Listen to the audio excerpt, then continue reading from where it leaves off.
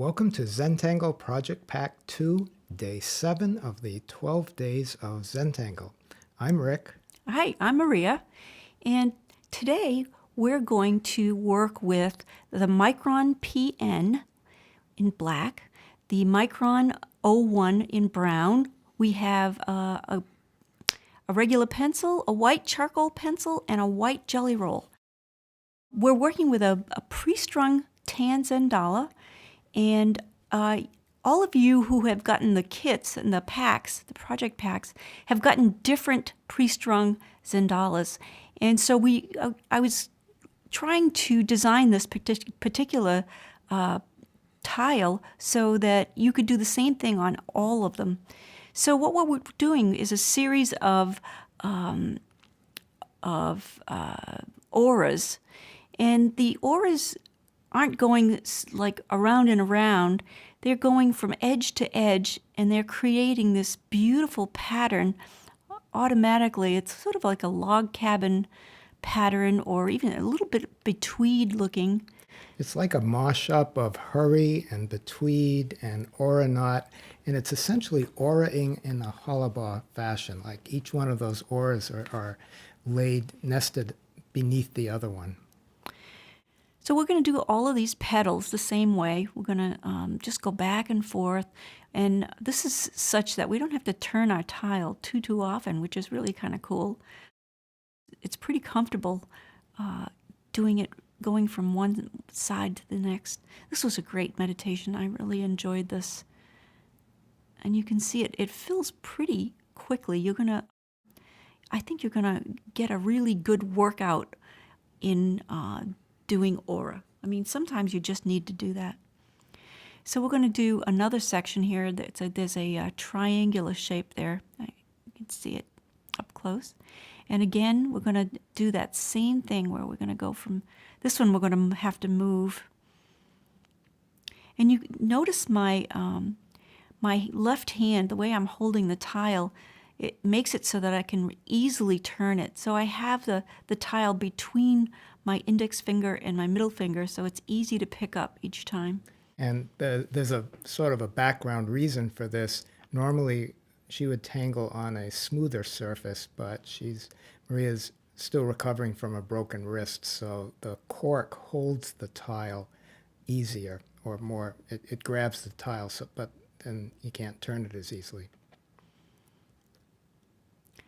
So we're just going to enjoy this meditation. I'm anxious to see what you guys do with it, and when you add all your little specialties, and everybody's been doing that. It's just so lovely to see the differences. So there's a general texture of this coming through because all of the gaps and the lines are pretty consistent. So it gives this nice color, like a patterned color. Oh, it's pretty. I like the way it goes around the middle. So Maria had put in some little brown perfs there. So now with the brown pen, I'm going to go in and do some of these other kind of flying buttresses. It's sort of like a curvy triangle, but they create beautiful patterns. And it's in that same approach of auraing the outline and then underlaying the next aura in a hollabaugh fashion. See? Yeah? So it's sort of like auraing behind.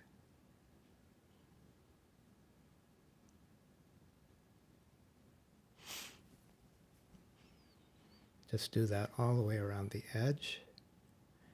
And like we said before, you'll be finding different sections because chances are you have a different pre-strung tile. So this is going to be fun to see all the different ones. So what I'm doing right now is I'm adding perfs inside here, almost like perk.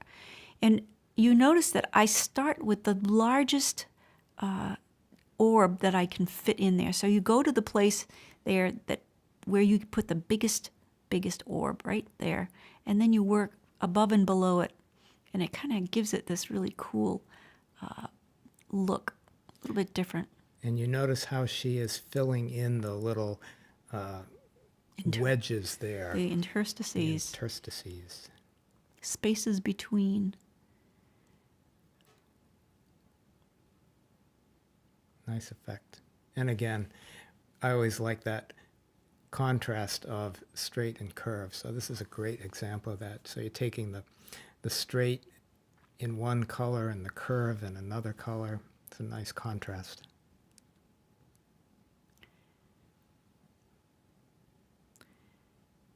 So I'm going to add some white lines here with the jelly roll, the white jelly roll. And there's a triangle that was still there, and we're going to just do that with a white line.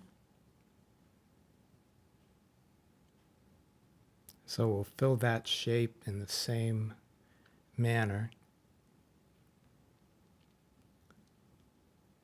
And you may have more or less or different shapes. But this is just sort of giving you ideas on what to do, and then you have to adjust them to what tiles that you have. This is actually a good exercise. I know. That's awesome. So I'm going to go in and add some white in there in the middle just to brighten that up. And kind of pretty.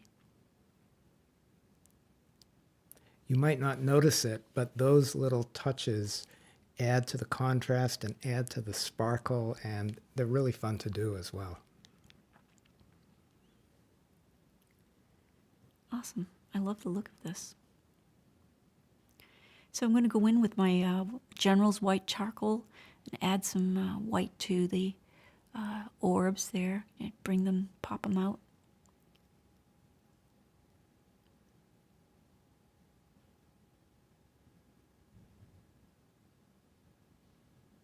And again, she's leaving a little bit of space, so it's not just this monotone of white there.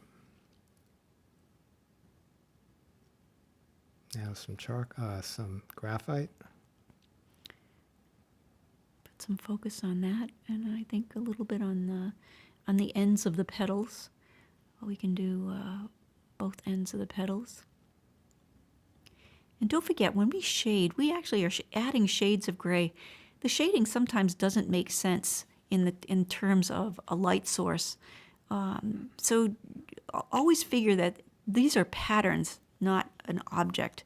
And a lot of times the shading looks great in the pattern, but doesn't make sense with a light source. And I think I decided at the last minute to put graphite around the edge just to make it pop out. Well, it adds a nice contrast to the white there. Right. Really supports that. And with my magic tortillon, I'm going to rub that stuff in and just, I love to use that. It's like a magic wand. You still like to mush it with your finger. I still use my finger. I never got over that.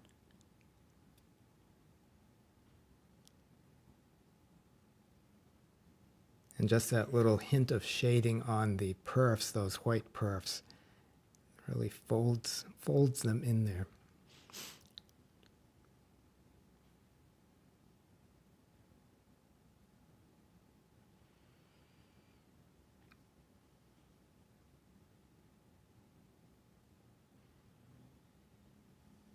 That actually makes a big difference, that outside shadow. Mm-hmm.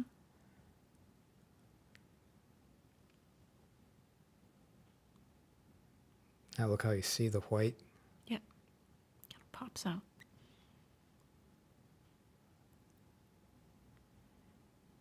Just going to add a little highlight to the petals.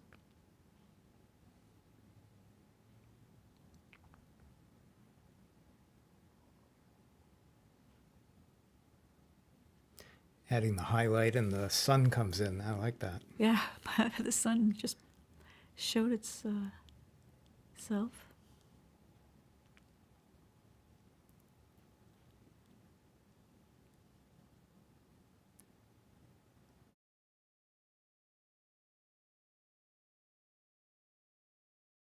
I'm going in and just tidying up, and I like to add a little love, like going around and giving some little details.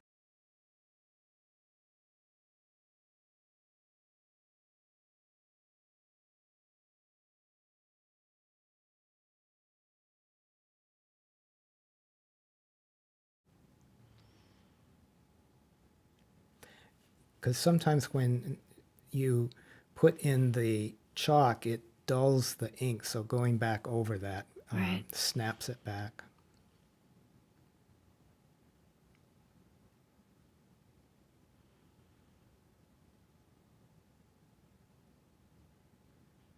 You remembered to sign it. I did. I'm making an effort.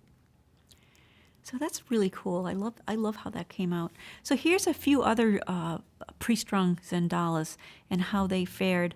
You can see every shape can be used with this tangle, and I love the way it looks. They're all different. This one's a little more graphic, more pointy, and this one, Yeah, this has that aeronaut-esque vibe to it. and this one was an odd Zendala pattern. It was pretty big spaces, and I decided to just go for it and do something a little different. This one here was cool, and when I was all done, I thought, it's begging to have something woven in and out of, and So that's she, so easy. she put that string of perfs there on after the whole thing was done. So sort Right. of like in a Bronx cheer Like a way. Bronx cheer, but you can see how it goes. If you're looking at it and you want it to go underneath, so then you shade it so that it appears that it's going under those pieces. Now see here, the highlights will help that. This is a really cool technique.